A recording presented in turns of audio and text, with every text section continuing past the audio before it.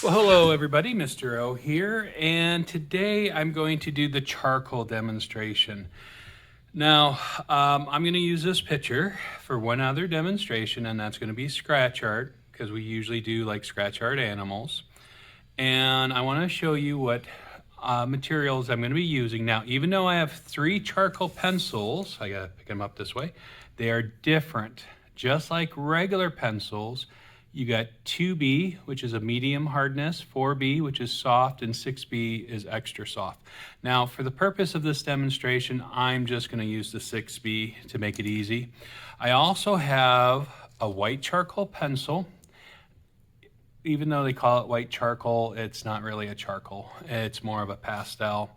I got the regular pencil smudger. Now, the moment I use this for charcoal, I never use it for pencil again, so I keep that separate. Sometimes I even write in my art studio, I'll write charcoal for this, and that way it's always, because if you do have black charcoal and you do a pencil, it will create a texture and a tone that you won't be able to follow through in a pencil graphite drawing. I have a cotton ball, and believe it or not, this is a beauty blender. And so I'm going to use this. And then finally, I have a regular piece of charcoal, and I'm going to use that. You'll see how I'm going to use that. Now, that's usually when I do big pieces of artwork dealing with charcoal.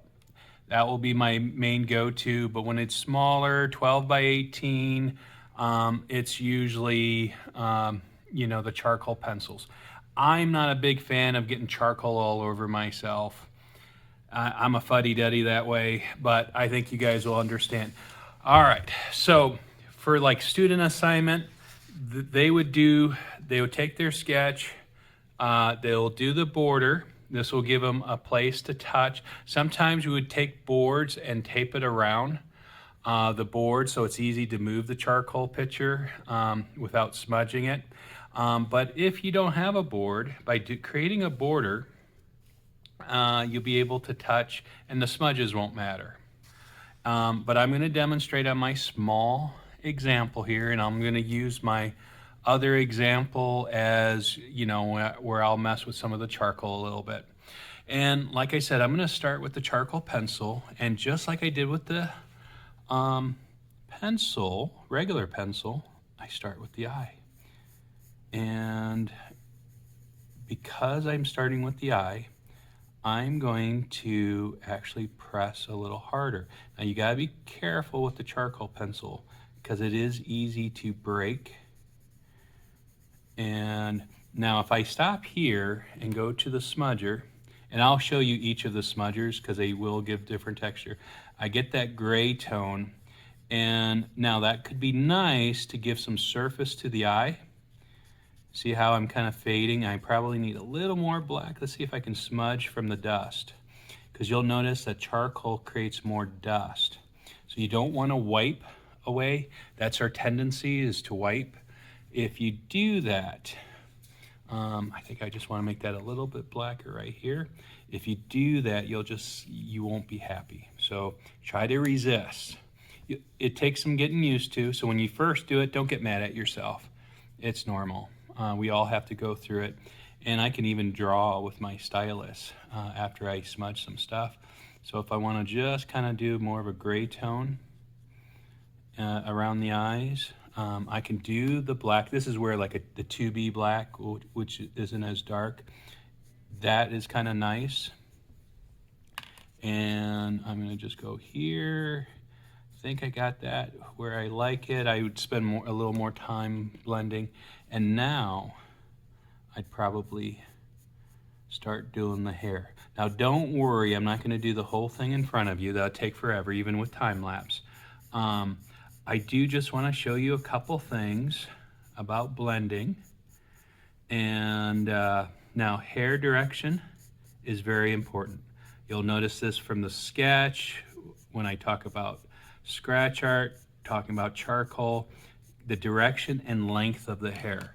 Because if you make the hair too short or too long, it doesn't look exactly like the animal.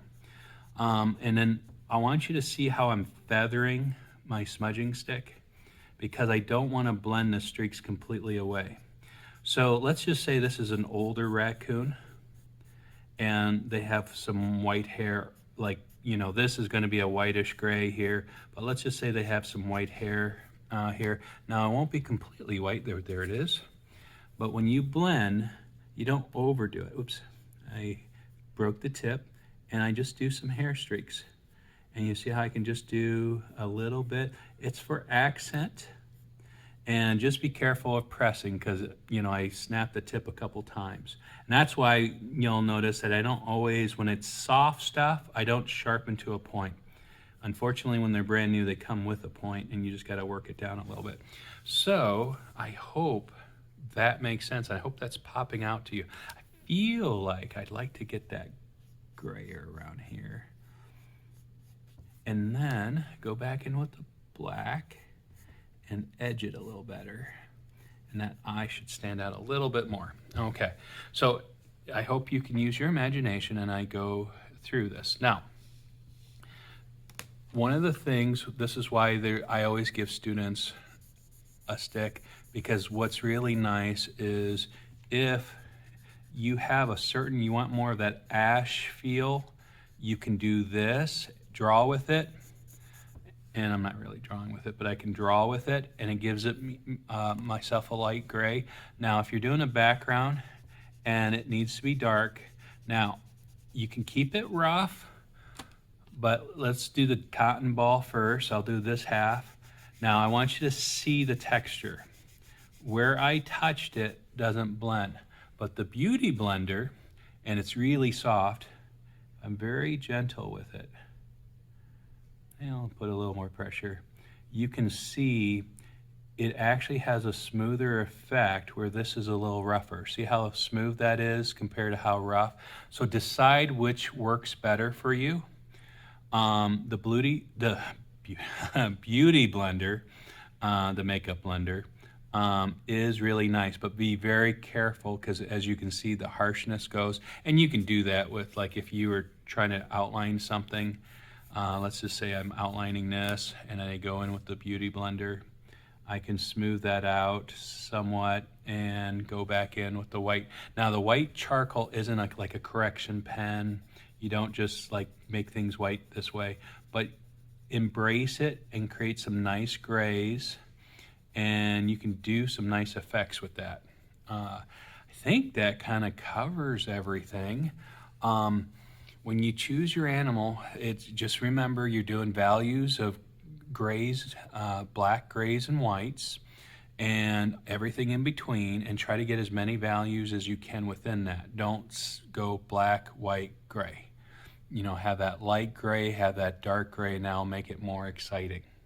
Guys, I hope this helped you, and more importantly, don't forget, you are amazing.